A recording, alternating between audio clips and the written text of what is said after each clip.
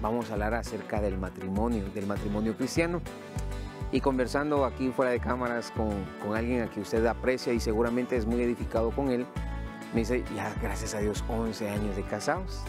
Hay experiencia, hay dilemas, pero sobre todo el consejo de la palabra.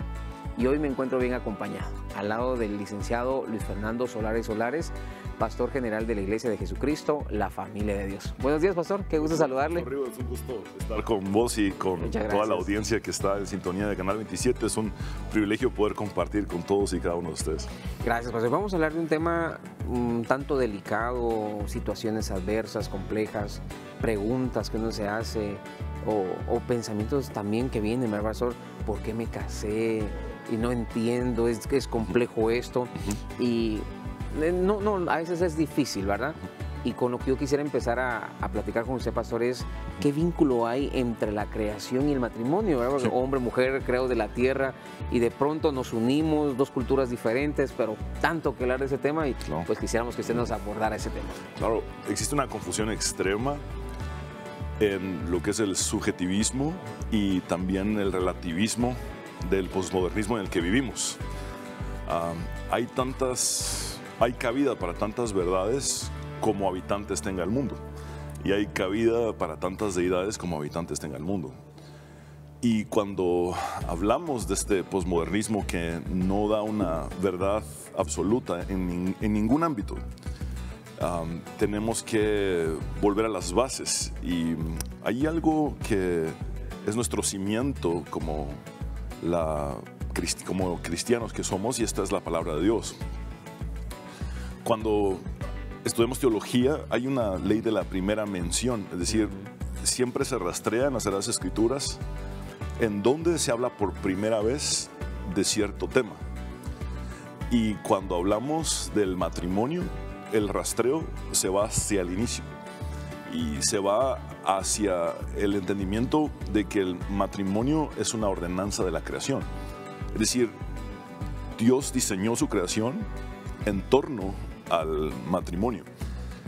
Y tenemos que ser bien honestos, porque si tratamos de hablar sobre algo que no podemos definir claramente, literalmente no sabríamos de qué estamos hablando. Y lo que es aún peor, alguien podría estar en el matrimonio sin tener idea de lo que realmente es el matrimonio. Exacto. Y cuando acude a las fuentes posmodernistas, unos dicen una cosa, otros otra, otras otra. Entonces, debemos ir a la verdad absoluta de la palabra de Dios. Y la fuente, evidentemente, más fidedigna y confiable para entender el matrimonio es la Biblia. Y se resume a esto: Dios creó el matrimonio y lo reveló en las Sagradas Escrituras. Dios creó el matrimonio y lo reveló en las Sagradas Escrituras. De hecho, la Biblia empieza con un matrimonio en Génesis capítulo 2 y termina también en Apocalipsis con un matrimonio en el que el mismo Dios participa. El matrimonio de Génesis capítulo 2 es oficiado por Dios, pero el matrimonio que sucede en Apocalipsis es Jesucristo mismo casándose con su novia, la iglesia, a la que habría él ya preparado para que estuviera sin mancha y sin arruga, como dice el apóstol Pablo también.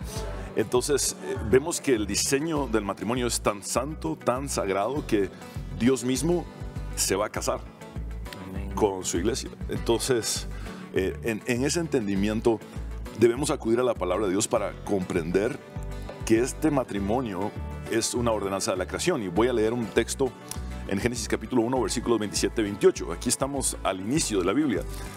Dice: y Dios creó al ser humano a su imagen, lo creó a imagen de Dios, hombre y mujer los creó y los bendijo con estas palabras: sean fructíferos y multiplíquense, llenen la tierra y sométanla, dominen a los peces del mar y a las aves del cielo y a todos los reptiles que se arrastran por el suelo. El matrimonio es el diseño fundamental de Dios para la obra maestra de su creación, el hombre y la mujer. Pablo habla acerca de que somos hechura suya, y el término griego allí es poiema, de donde tenemos nosotros el término castellano poema. Somos básicamente la obra maestra de Dios en la creación. Fuimos hechos a su imagen y semejanza. Y todo en la creación funciona alrededor de este diseño de Dios. Son el hombre y la mujer unidos en el vínculo del matrimonio, quienes son designados por Dios para reproducirse, llenar la tierra y gobernarla. Es decir, ellos fungen como los representantes de Dios en la tierra y como los agentes de Dios que deben velar porque su voluntad sea cumplida en su creación. Y todo esto gira en torno al vínculo del matrimonio. Entonces es interesante que Dios permitió que Adán percibiera su necesidad de alguien semejante a él, que extrañara a Eva, es decir, a la mujer, sin necesariamente saber que Dios crearía a la mujer. Aun cuando Adán tenía una relación perfecta con Dios, él tenía ese sentimiento de vacío. Aun cuando había dado nombre a todos los animales, Adán seguía con un sentimiento de vacío. Y entonces Dios crea una ayuda idónea o adecuada para Adán. Y tanto los hombres como las mujeres fuimos diseñados y creados para unirnos entonces en este santo vínculo del matrimonio. Y en el momento de la creación, Dios hizo de 1 a 2, saca la costilla de Adán y hace 2. Pero luego inmediatamente los une en matrimonio y hace de 2 uno solo. Lo repito porque sé que puede ser un poquito enredado. En el momento de la creación, Dios hace a 2 de uno solo. Saca de la costilla de Adán y crea a la mujer. Pero inmediatamente, después de haber hecho 2, hace de 2 uno solo. La palabra nos dice que dejará el hombre a su padre y a su madre y se unirá a su mujer y los dos serán una sola carne. La traducción de esa terminología hebrea puede ser un mismo ser. Entonces, ante Dios somos uno solo.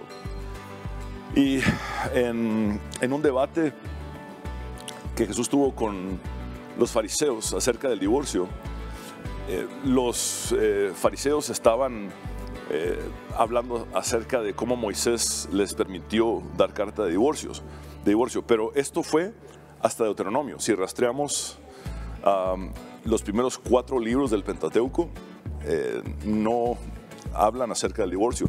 Hasta Deuteronomio, que sería Deutero, segunda revisión de la ley, Moisés tiene que regular un pecado llamado divorcio y por lo menos hacer que el hombre se siente, escribir una carta y haga un procedimiento, un proceso de divorcio. Entonces el divorcio es una concesión nada más para tratar de regular un pecado que ya estaba fungiendo o sucediendo allí en el contexto.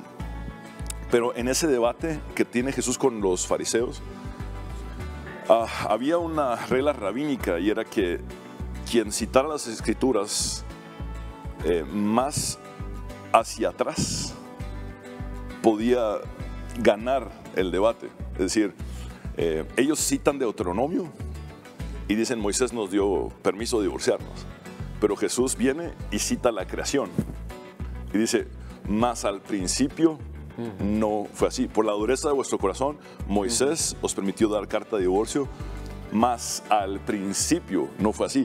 Cuando Jesús cita la creación, él en el debate rabínico está citando las escrituras más hacia atrás. Y eso le daba una contundencia al debate en el que prácticamente Jesús hace, si me permiten la expresión, un jaque mate a los fariseos. Él dice, el diseño de la creación no fue para que se divorcien. El diseño de la creación no fue para que sus corazones se endurecieran y abandonaran o dejaran a sus mujeres. Hablando del matrimonio cristiano con el licenciado Luis Fernando Solares, desde la perspectiva teológica, él ya nos habló de ese vínculo que hay entre la creación y el matrimonio, esa definición bíblica desde la perspectiva verdadera, de la perspectiva de Dios. Ahora, pastor, ¿qué tipo de relación es el matrimonio? Porque con todo lo que nos ha ido diciendo para ir entendiendo y encaminando bien. Claro, el matrimonio, al ser establecido por Dios como una ordenanza de la creación, se convierte no necesariamente en un contrato, sino en un pacto. Es decir, el matrimonio más que un contrato es un pacto. Y cuando hablamos del pacto, a grandes rasgos, el pacto es la herramienta relacional de Dios. Es decir, la forma en la que Dios se ha relacionado con los seres humanos es a través de diferentes pactos a lo largo de la historia. Y vemos que en la historia de la salvación, Dios hizo un pacto con Noé, por ejemplo, de no volver a enviar un diluvio, y tenemos el arco iris como el símbolo de este pacto. También Dios hizo un pacto con Abraham, en Génesis hizo un pacto con David, y ha hecho un pacto con nosotros de salvación por medio de Cristo. Entonces, cuando hablamos de pacto, la forma de definir o de explicar esto un poco mejor es de la siguiente manera. Haciendo un comparativo entre lo que es un contrato y un pacto, porque cuando una pareja se casa, lo primero que hacen es ir ante un abogado, lo cual debemos realizar y hacer conforme a las leyes humanas, pero entendiendo que el matrimonio va a ser mucho más que ese contrato que se hace al principio. Porque en un contrato los seres humanos prometemos y a la vez demandamos, ¿verdad? Prometemos y condicionamos. Ese es el espíritu de un contrato, un intercambio de promesas, por decirlo de alguna manera. Pero en un pacto es un intercambio de personas, y eso es mucho más profundo, porque yo no estoy intercambiando necesariamente promesas, sino que me estoy dando a mí mismo por completo. Esa es la relación de pacto. Más que prometerte, yo me entrego por completo. En este caso a mi cónyuge. Al casarme con Catherine, más que hacer un contrato en el que yo le prometía y demandaba, realmente se trataba de entregarme por completo a ella, a mí mismo, y luego ella, por su parte, entregarse por completo a mí en el santo vínculo del matrimonio. Y esto debe marcarnos, y quizá pueda ser de lo más importante que yo pueda hablar acerca del matrimonio, porque el parentesco que se forma por la relación de pacto es más fuerte que el vínculo sanguíneo. Delante de Dios, tu parentesco con tu cónyuge es mucho más grande y profundo y significativo que tu parentesco con tu padre, con tu madre, tus hermanos e incluso con tus hijos. Quiero volver a leer el texto. Por tanto, dejará el hombre a su padre y a su madre y se unirá a su mujer y serán una sola carne o un mismo ser. Es precisamente aquí cuando Dios funda o establece el matrimonio. Pero nota cómo hay que dejar para ser uno. Es decir, tu vínculo más importante ya no es tu padre, ya no es tu madre, es tu esposa. Y eso ordena muchas cosas. Y un día tus hijos van a leer este texto. Vos lo leíste para casarte, sí, pero un día tus hijos lo van a leer y te van a dejar. Y se van a unir a quien Dios les dé como cónyuge. Entonces, lo importante es comprender que incluso más profundo y significativo que mi vínculo con mis hijas, por ejemplo, es mi vínculo con mi esposa. Un día, si Dios nos da la vida, casaremos a la última de nuestras hijas y volveremos a casa, a esto que le llaman nido vacío, y nos daremos cuenta, realmente la persona más importante y significativa en mi vida, el vínculo más profundo que Dios me ha dado, eres tú. Porque sigue siendo tú, mi esposa, Catherine, la que sigue a mi lado. Dejamos a nuestros padres y luego nuestros hijos nos dejan. Pero los cónyuges siguen unidos conforme al propósito de Dios. Entonces, esto, como lo dije, ordena muchísimas cosas. Porque se puede entrar al matrimonio con mamitis, papitis, con codependencias, relaciones, qué sé yo, un tío, una tía, una abuela. O sea, pueden haber muchas disfunciones, pero realmente el diseño de Dios es ese núcleo íntimo que está resumido a padre, madre, hijos, sabiendo que un día los hijos saldrán y que la paternidad y la maternidad lanza, como dice el salmista, a los hijos como flechas, no los retiene, no no busca egoístamente que los hijos hagan la voluntad de un padre o de una madre, sino que busca que los hijos hagan la voluntad de Dios y los lanza como flechas para que puedan pegar en el blanco y hacer aquello que Dios los ha llamado. Entonces, esto es muy profundo porque el matrimonio tiende a ser malentendido. No es una mera convención social creada por los seres humanos, ni tampoco se limita al contrato civil entre dos personas. El matrimonio es idea, iniciativa y creación de Dios, y Dios lo estableció para que hubiese un pacto entre el hombre y la mujer, para que sean un mismo ser. Ninguna otra relación entre seres humanos es así. Ninguna. No soy un mismo ser con nadie más en este planeta, sino solamente con Catherine, mi esposa. Entonces, esto es importante, y como un paréntesis puedo decir, los pactos son iniciativa de Dios. Fue iniciativa de Dios hacer un pacto del santo vínculo de matrimonio entre el hombre y la mujer. Fue iniciativa de Dios hacer un pacto con Noé, un pacto con Abraham, un pacto con David, y Jesús es el cumplimiento de estos pactos, del pacto abrahámico y davídico principalmente. Por eso empieza Mateo como este es el génesis o la genealogía de Jesús, hijo de David, hijo de Abraham, porque Jesús es el cumplimiento de esos pactos. Los pactos no son iniciativa nuestra, sino de Dios. Por eso cuando alguien dice en una tergiversación absoluta de la Biblia, pacta por tu milagro y trae tu dinero acá, eso se llama estafa descarada, ¿verdad? Eso se llama manipulación. El pacto es sagrado, es santo, es iniciativa de Dios. Y de la misma forma en la que Dios se relaciona con nosotros, con esa herramienta relacional llamada pacto, decide unir al hombre y la mujer con un pacto en los que Él mismo los hace como una sola carne. Entonces, nosotros podemos vernos como dos individuos, me refiero a mi esposa y yo, podríamos vernos como dos individuos independientes, pero Dios nos ve como un mismo ser porque Él nos unió en el santo vínculo del matrimonio. Entonces tenemos que recordar en nuestro día a día, delante de Dios somos un mismo ser, somos uno mismo, somos una sola carne. Y lo que Dios juntó, no lo separa el hombre. Mira quién junta, mira quién es el creador, el iniciador, el que toma la iniciativa. Es Dios. Lo que Dios juntó en un pacto, no lo separa el hombre. Aquí me doy cuenta de muchas cosas, pastor. En primer lugar, la importancia de explicar el texto bíblico de la manera correcta.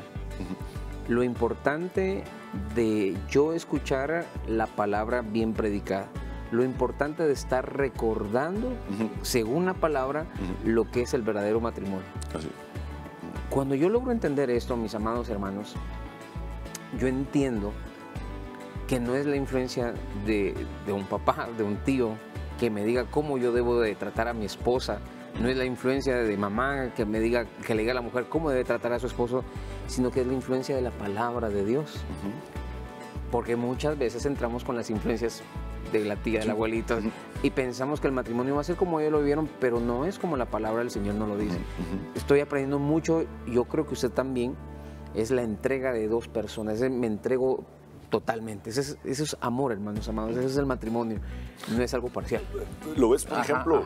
Bueno, cuando tenemos padres que temen al Señor, podría aplicar como, sé imitadores de mí porque yo sigo a Cristo, pero desde que cayó la primera familia, todas las demás familias hemos sido familias quebrantadas y hemos sufrido descalabros. No ha existido una familia perfecta desde Génesis 3. Entonces sí, nuestro diseño por excelencia es las Sagradas Escrituras. Está en las Sagradas Escrituras. Ahora, quiero terminar este segmento haciéndote ver esto y a los televidentes también. Dije que en un pacto, más que promesas, intercambiamos personas. Cristo hizo un pacto de salvación con nosotros y siendo Dios se vació a sí mismo. ¿Verdad? Como escribe Pablo en Filipenses, no estimó el ser igual a Dios como cosa que aferrarse, sino que se despojó, vació a sí mismo. La kenosis. Eso es lo que conocemos teológicamente como la kenosis. Ahora, luego, siendo hombre, dio su vida hasta la muerte. Es decir, se vació como Dios, y si lo podemos decir de esta manera, se vació como hombre para hacer un pacto de salvación. Lo dio todo como Dios y lo dio todo como hombre para hacer un pacto de salvación con nosotros. Se entregó completamente. Ese es un pacto, un intercambio de personas, más que de promesas. Y la forma en la que Pablo responde a esa entrega total de Cristo es diciendo: con Cristo estoy juntamente crucificado, porque ya no vivo yo, más Cristo vive en mí. Significa, mi vida ya no se trata de mí, yo me entrego por completo a Cristo. Amén. Entonces hay un intercambio de personas. Cristo lo da todo para salvarnos, y Pablo dice: toda mi vida la entrego a Cristo a tal punto de que ya no vivo yo, sino Él en mí. Entonces ese es un intercambio de personas. Y cuando en los matrimonios llegamos a esa profundidad, a esa dimensión, de en lugar de estar solo dando promesas que a veces ni cumplimos y cosas así, intercambiarnos por completo, el cónyuge dándose por completo al otro, eso es una maravilla. Maridos, amad a sus esposas como Cristo amó pero, la iglesia. y nota esto, y se entregó a sí mismo por ella, se dio por completo por ella. La respuesta es que la iglesia se entregue por completo a Él. Entonces, el pacto tiene esa profundidad. Uno se da por completo. Amén. No solo promete, y mucho menos solo exige. Uno se da por completo. Amén. Hablando del matrimonio cristiano, pastor, con esas bases bíblicas, teológicas que usted nos ha dado en los primeros 2 segmentos, ¿por qué a veces el matrimonio cristiano tiende a tornarse muy difícil? O sea, de hecho para todos, para cristianos y no cristianos es difícil, pero a veces en la vida cristiana dice uno: pero yo estoy buscando de Dios, ¿por qué pasan cosas bien difíciles? Dios no creó el matrimonio para que éste fallara ni para que fuera un tormento, sino para que fuera bueno y para bendecirnos. Amén. Bíblicamente existe un 100% de probabilidades de éxito si ambos cónyuges llevan su relación a la manera del diseñador del matrimonio, que es Dios. Entonces, de acuerdo con el diseño de Dios para el matrimonio, este debería ser la relación interpersonal más profunda y segura del mundo. Ahora bien, se torna difícil y voy a explicarlo de esta manera. Voy a acudir ahorita a un recurso de la iglesia anglicana, que es la iglesia protestante de Inglaterra. La iglesia anglicana, en su libro de oración, dice que el matrimonio fue instituido por Dios en el momento de la inocencia del hombre. Lo repito, el matrimonio fue instituido por Dios en el momento de la inocencia del hombre, es decir, antes de la caída, previo a que el pecado afectara a la humanidad. Es decir, cuando Dios ofició el primer matrimonio en Génesis 2, el diseño santo del matrimonio fue integrado por 2 seres santos, el hombre y la mujer, creados por el Señor, antes de la caída. Ahora, después de la caída, en Génesis 3, el matrimonio se ha convertido en el diseño perfecto que es vivido por seres humanos imperfectos. Si lo puedo decir de esta manera, los seres humanos caímos, el diseño del matrimonio no. El diseño del matrimonio sigue siendo santo y perfecto. Los seres humanos ahora caímos y somos pecadores, obviamente redimidos por Cristo. Amén. Pero somos pecadores imperfectos. Entonces, si lo puedo plantear de esta manera, el matrimonio en la actualidad se resume a 2 seres pecadores e imperfectos tratando de vivir a la altura del modelo santo y perfecto de Dios, que no cayó con nosotros. Nosotros caímos, el diseño no. Y ahí está el desafío. Entonces, esto nos lleva a una conclusión. El matrimonio es santificación. Generalmente las personas se casan con el fin de ser felices. El pensamiento de me caso para ser feliz no es necesariamente tan acertado como el pensamiento me caso para ser santificado. Ni lo pensamos. Ni siquiera lo pensamos. A veces, si le preguntas a un joven por qué te casas, generalmente te dicen para ser feliz, porque ahora me voy a sentir completo. Realmente el matrimonio demanda de nosotros santificación, porque es ese modelo santo y perfecto. Sin santidad nadie verá al Señor, nos dice la palabra. Y si no nos santificamos y vivimos para la gloria de Dios, entonces, si no nos santificamos ni vivimos para la gloria de Dios, entonces no veremos a Dios obrando en nuestros matrimonios. Ahora, la santidad y la gloria de Dios sí pueden llevarnos a esa felicidad que tanto anhelamos, pero nunca veremos la felicidad en el matrimonio sin previamente entender que es un modelo santo que demanda de nosotros santificación y que es un modelo hecho para glorificar a Dios. Entonces, sí, la santificación puede emerger, la felicidad puede emerger después de la santificación y la glorificación a Dios. Dios está interesado en nuestra felicidad. Todas las veces que vemos la palabra bienaventurado, tanto en el Antiguo Testamento como en el Nuevo Testamento, es Dios diciendo felices o feliz. Así es como inicia Jesús el Sermón del Monte, Macario, que sería felices o dichosos. O sea, Dios sí quiere que seamos felices, pero a veces no ordenamos los factores de la forma precisa. No se puede encontrar felicidad en el matrimonio sin antes santificarnos y sin antes glorificar a Dios. Muchas veces encontramos a personas decepcionadas del matrimonio porque le exigen al matrimonio algo que Dios no diseñó que el matrimonio nos diera. Y cuando alguien dice, es que no estoy lleno, no estoy pleno, no me siento completo y llevo tanto tiempo casado y no estoy satisfecho. Eso lo que a mí me dice es que la persona tiene una mala relación con Dios.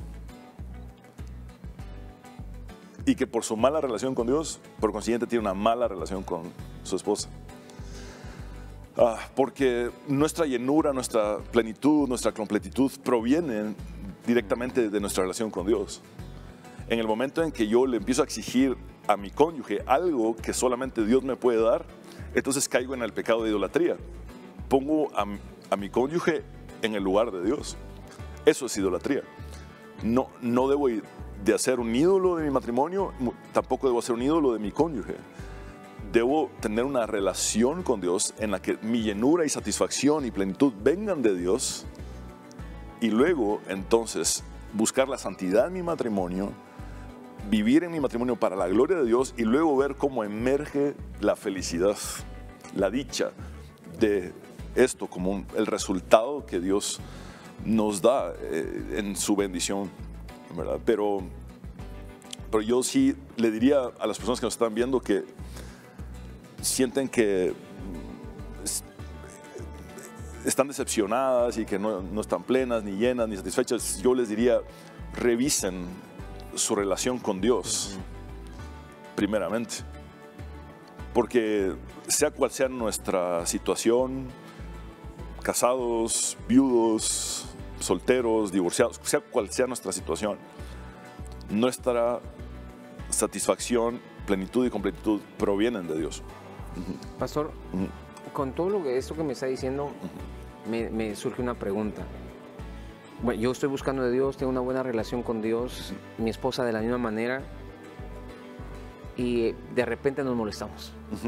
¿Es normal eso? Claro. Porque a veces, pero si somos cristianos, tenemos que estar una discusión, esos pequeños roces que a veces dicen la semana, estoy pasando una situación, y a veces pareciera que son más normales de lo que pensamos. Hay un texto de la sabiduría bíblica que es Proverbios 27:17, dice: el hierro se pule o afila con el hierro, y el hombre se pule o afila con el trato con su prójimo, en el trato con su prójimo. Entonces, déjame decírtelo de esta manera. La persona que más te está puliendo y más te está sacando filo, en el buen sentido, es tu esposa. La persona que más me está puliendo y más me está sacando filo es mi esposa. Gracias a Dios por Catherine. Yo no estaría aquí predicando su palabra sin que ella sea el principal instrumento de Dios para pulirme y afilarme, para que yo pueda cumplir con lo que Dios me ha llamado a hacer. Entonces, es en ese tipo de a veces roces, desacuerdos, desafíos, pero que ambos llevamos a los pies del Señor y que buscamos hacer la voluntad de Dios. Ese quebrantamiento mutuo como pareja nos da la oportunidad de crecer, de ser afilados, de ser pulidos. Y por eso es importante a veces tener desacuerdos, porque nos hace a ambos crecer. Y buscar la humildad del perdón, ¿verdad, pastor? Y botar el orgullo. Exacto, exactamente. Cuando hablamos del matrimonio, se complica con la caída. Y Dios le dice a la mujer, tu deseo será para con tu marido y él terminará enseñoreándose de ti. Esa palabra deseo en hebreo es teshuká y significa tu deseo de dominio será para con tu marido y él terminará enseñoreándose sobre ti. Básicamente, todos los conflictos matrimoniales son batallas de egos. Ha sido mi ego el que ha lastimado a mi esposa y ha sido el ego de mi esposa el que me ha lastimado a mí. Y nosotros, como matrimonio, mi esposa y yo no tenemos tapujos en decir nuestros errores, porque creemos que el pastorado verdadero es auténtico, no se muestra en una falsedad de pretensiones y actuaciones, sino que nosotros somos personas con heridas, o te lo voy a decir de esta manera, Catherine y yo somos pastores con cicatrices expuestas y no nos avergonzamos de nuestras cicatrices, porque nuestras cicatrices hablan de que sí nos hemos hecho una herida, pero también de la sanidad que Dios trajo a nosotros y de cómo Dios ha preservado nuestra relación matrimonial y cómo Dios nos ha permitido profundizar aún más en un quebrantamiento mutuo. Qué lindo. Y eso es lo que nos mira como pueblo, viendo a los pastores, a sus pastores, viendo a un hombre natural, exponiéndose, diciendo, pero Dios nos ayudó. Hablando del matrimonio cristiano con el pastor y licenciado Luis Fernando Solares, a la luz de la palabra, desde la perspectiva teológica, con un buen razonamiento, hermanos, para tener un matrimonio ejemplar, buscando la santificación, el darnos por completo el uno al otro y el exponer lo que no nos gusta y poderlo dialogar y en humildad pedir perdón. Un pequeño resumen, una pequeña síntesis de lo que hemos estado hablando. Ahora, pastor, ¿habrá una clave de éxito en el matrimonio? Porque es lo que todos queremos encontrar, ¿verdad? Esa llave de la felicidad. ¿Cómo lo puedo hacer, pastor? Sí. Dígame el secreto. Sí. ¿Habrá algo así? Bueno, sí, como te decía, Dios está interesado en nuestra felicidad y creó el matrimonio para que de él también emergiera la felicidad. Ahora, yo creo que haciendo un estudio del compendio de la Biblia y del tema del matrimonio, podemos tener esta siguiente clave. El matrimonio es una unión centrada en el otro. El matrimonio no es una unión centrada en mi ego, sino mi matrimonio es una unión centrada en Catherine. Obviamente nuestros matrimonios están centrados en Cristo, pero el resultado de que mi matrimonio esté centrado en Cristo es que yo me voy a negar a mí mismo y voy a buscar el bien de mi esposa. Entonces el matrimonio es una relación centrada en el otro. El mundo caído nos arrastra hacia el egocentrismo y nuestra naturaleza de pecado nos inclina a una vida centrada en el ego, en el yo. Y cada vez que yo he dado cabida a mi ego, he causado heridas en mi esposa. Y viceversa, cada vez que mi esposa ha dado cabida a su ego, ha causado heridas en mí. Te lo dije en el segmento anterior, somos una pareja de pastores con cicatrices expuestas porque creemos que estas cicatrices hablan de que sí nos hicimos una herida en el matrimonio, pero también de que Dios nos sanó. Y Rick Warren suele decir que no desperdiciemos nuestro dolor, no desperdiciemos nuestras heridas, porque estas pueden traer sanidad a otros. Entonces, si de nuestras cicatrices la gente puede aprender para crecer, también para sanar, pues enhorabuena. No estamos para pretender ser algo que no somos. Ahora, cuando Dios nos da el recurso del matrimonio, nos da la oportunidad de no vivir egoístamente para nosotros mismos, sino de entregarnos en este pacto de amor abnegado a nuestro cónyuge. Randy Alcorn dice que si buscas una religión centrada en ti mismo, el cristianismo es una pésima elección. ¿Verdad? Si buscas una religión que se trate de ti, el cristianismo es una pésima elección. ¿Por qué? Porque el primer paso en el cristianismo es negarse a sí mismo, es la autonegación. Si alguno quiere venir en pos de mí, niéguese a sí mismo, tome su cruz y sígame. Cuando ves un falso cristianismo, en un falso evangelio como el de la prosperidad o de la confesión positiva, allí ves que hay una proclamación del ego humano. Yo, y ves expresiones realmente ridículas como yo decreto y yo declaro y cosas así que tratan de poner en el ser humano una prerrogativa divina o deificar al ser humano. Cuando la Biblia es muy clara, desde el Shema hebreo, que solo Amén. hay un Dios, ¿verdad? Ahora, a lo que voy con esto es que así como el cristianismo no es una religión centrada en mí mismo, el matrimonio tampoco lo es. Es decir, si puedo usar el pensamiento de Randy Alcorn para decir lo siguiente: si buscas una relación centrada en ti mismo, el matrimonio es una pésima elección. Si buscas una relación centrada en ti mismo, el matrimonio es una pésima elección.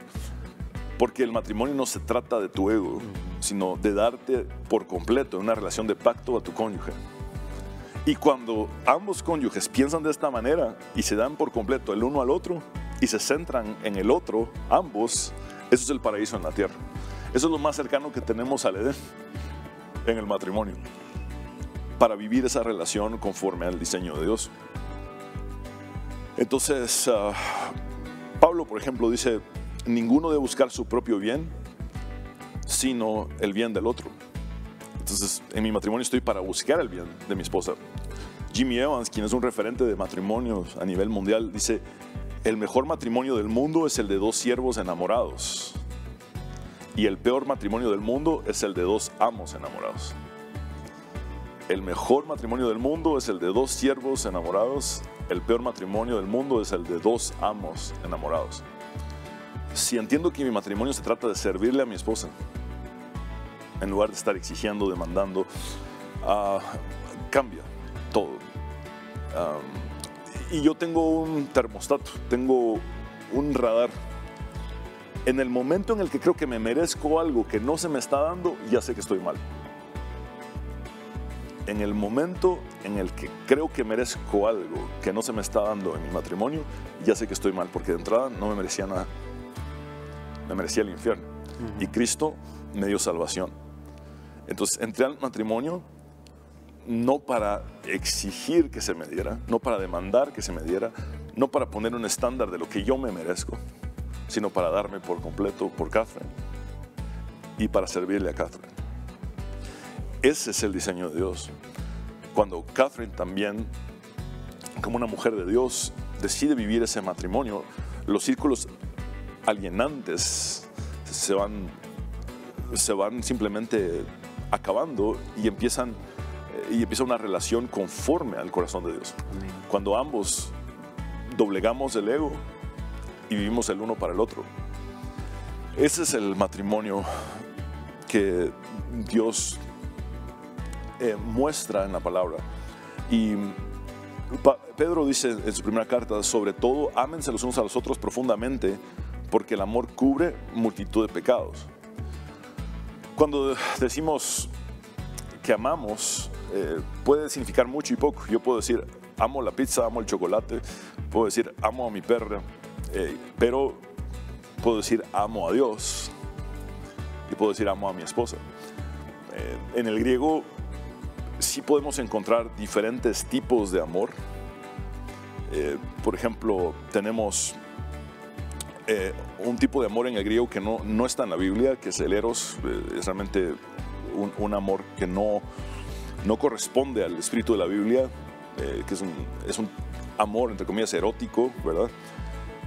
Pero la Biblia sí nos habla de un cantar de los cantares, porque Dios creó la sexualidad, y esto es bien importante. La mayor expresión del placer no está en el pecado, sino en la santidad. La máxima expresión del placer no está en el pecado, sino en la santidad. ¿Por qué? Porque Dios creó el placer. Y cuando más placer disfrutamos es cuando vivimos de acuerdo con el diseño del Creador. Entonces la sexualidad es un deleite en la unión matrimonial. Es una bendición enorme. En el momento en que empezamos a pecar, el pecado es una tergiversación, una depravación del placer. y allí se viene la destrucción a nuestra vida, a nuestro matrimonio, a nuestras familias. Adrián Rogers solía decir que el adulterio es decirle a nuestros hijos, mi placer es más importante que las vidas de ustedes. Es fuerte. Qué duro. Ahora, el tipo de amor que la Biblia nos enseña, porque la Biblia habla del amor fileo, ¿verdad? Que es el amor entre amigos, o el amor estorge, que es el amor de entre familia. También habla la Biblia de la forma más elevada de amor, que es el amor agape. ¿Y qué más elevado que esto? Cuando Juan dice, Dios es amor, Dios es agape. Ahora, yo no puedo producir el amor agape. Dios es la fuente de ese amor. Necesito a Dios para poder amar a mi esposa así. Si no proviene de Dios el amor agape en mí, no puedo yo ser alguien que ame a mi esposa como Dios me ha mandado a hacerlo. Entonces necesito primero del recurso del Dios que es agape para que Él sea mi fuente y que su amor sea canalizado a través de mí para entregárselo a mi esposa. Y Pedro dice que ese amor es profundo, y la palabra para profundo aquí en griego es un amor que se estira al máximo, siempre está dando de más, siempre se está estirando más y más y más, y va cubriendo la multitud de pecados. Cuando le preguntaron a la esposa de Billy Graham cuál había sido la clave de ellos en su matrimonio y cómo era estar casada con un hombre de Dios que había alcanzado millones para Cristo, ella dijo que un buen matrimonio era la unión de dos buenos perdonadores. Esto quita a Billy Graham del pedestal que muchos lo ponen, pero lo ubica no negativamente en una posición realista, aunque él ya evidentemente está con el Señor, pero esto nos da esperanza porque nos muestra que aún un evangelista como Billy Graham necesitó ser perdonado por su esposa. Y esta es la conclusión. El matrimonio exitoso es la unión entre dos perdonadores expertos. Nos convertimos en perdonadores expertos. Te hago una pregunta para terminar. ¿Dónde mostró su amor tangiblemente Dios como en ninguna otra parte de la historia? ¿En dónde fue? En la cruz. En la cruz del Calvario, donde se dio por completo para salvarnos. En la cruz, lo peor de nosotros se encontró con lo mejor de Él. Y de ese amor, de tal manera amó Dios al mundo que dio a su Hijo unigénito, para que todo aquel que en Él cree no se pierda, mas tenga vida eterna. De ese amor, ¿qué es lo que nosotros recibimos? Perdón. Siempre hay un vínculo inseparable entre amar y perdonar. No se puede amar sin perdonar. Y no se puede perdonar sin amar. El matrimonio nos convierte en expertos en perdonar cuando amamos verdaderamente con el amor agape, el amor de Dios. Cuando acudimos a las fuentes y acudimos a las bodegas de ese amor que nosotros no podemos producir, pero que Él nos da como un fruto del Espíritu para amar a nuestro cónyuge. Wow. Pastor, me quiebra porque nuestro contexto cultural latinoamericano es un contexto machista, ¿Sí?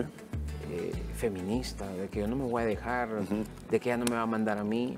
Y lo que usted me está hablando es lo que le ha hecho tanto bien al matrimonio, y lo que yo le estoy exponiendo es lo que tanto mal le ha hecho al matrimonio. El no voy a perdonar, si él no me pide perdón, de ella fue la culpa. Usted me está hablando de yo me voy a centrar en ella. Y eso pareciera que para otros es, estás loco, ¿cómo te estás dejando que ella te domine? Ese es el pensamiento del hombre, del ser humano en sí. Pero me quiebra, porque todos en algún momento no queremos ceder, ¿verdad? Que me pida perdón, o que me pida perdón él. Y alargamos, Claro. ¿verdad? En lugar de cubrir esas faltas, las seguimos empeorando. Y tal vez hoy algunos hermanos están, por ese orgullo en casa, queriendo estar con la esposa porque la aman, pero el orgullo es tan fuerte que les impide acercarse. Sí. Yo quiero agradecerle con todo mi corazón porque aprendí, y lo bueno es de que se queda esto en Facebook para que usted lo pueda compartir. Pastor, ¿podríamos orar por los matrimonios? Claro que sí. Podríamos orar por los matrimonios no cristianos, por los cristianos y por los que están tomando decisiones en este momento de decir, no, yo creo que me voy a divorciar, yo creo que ya es tiempo de separarme, yo creo que ya no podemos seguir con esto. Y probablemente hoy Dios habló a tiempo. Y el tiempo es para usted, pastor. Claro que sí. Siempre hay esperanza Amén. en Cristo. Siempre hay redención. Siempre se puede perseverar y volverlo a intentar, pero esta vez no sobre cualquier cimiento, no sobre la arena, sino sobre la roca. Amén. Y edificar sobre la roca es algo hermoso porque es edificar sobre las enseñanzas de Jesucristo.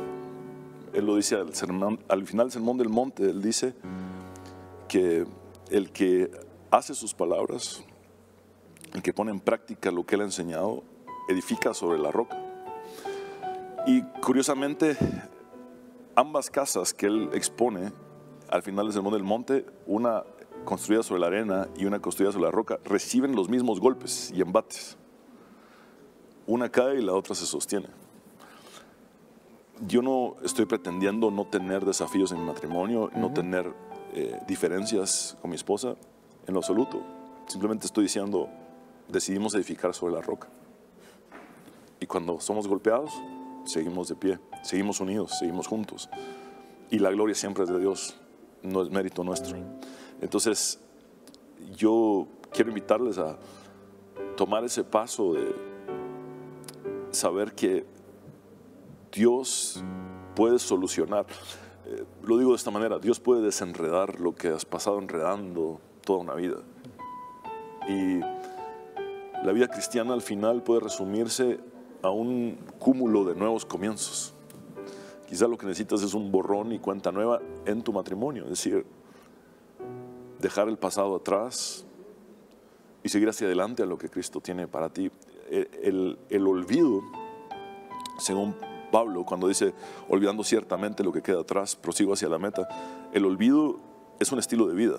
No significa que se te olvidó por arte de magia, ahí está el recuerdo. Pero mi estilo de vida es olvidar todos los días. Cuando viene el recuerdo del daño que se me hizo, lo vuelvo a olvidar. Cuando viene el recuerdo de otra cosa que me dañó, me lastimó, mi estilo de vida es olvidar. Mi estilo de vida es perdonar. Y entonces, de esa manera, experimentar la plenitud de Dios en el matrimonio. Señor, yo te agradezco por estos hermanos que están en sintonía, los televidentes que han escuchado este tema. Yo te ruego que obres en cada matrimonio, Señor. Señor, ninguno de nuestros matrimonios es perfecto, pero tú eres perfecto. Y por eso sabemos que el matrimonio requiere de tres: Cristo, el esposo y la esposa. Sin ti, Señor, no podemos hacer nada. Separados de ti, nada podemos hacer. Separados de ti, no existe matrimonio que pueda salir avante. Y yo te ruego, Señor, que te conviertas tú siempre en el centro de nuestros matrimonios, en el todo de nuestros matrimonios. Señor, te pido que pongas perdón en mis hermanos, que pongas amor en mis hermanos, pero ese amor más elevado del que habla la Biblia, el amor agape, ese amor que siempre va acompañado del perdón.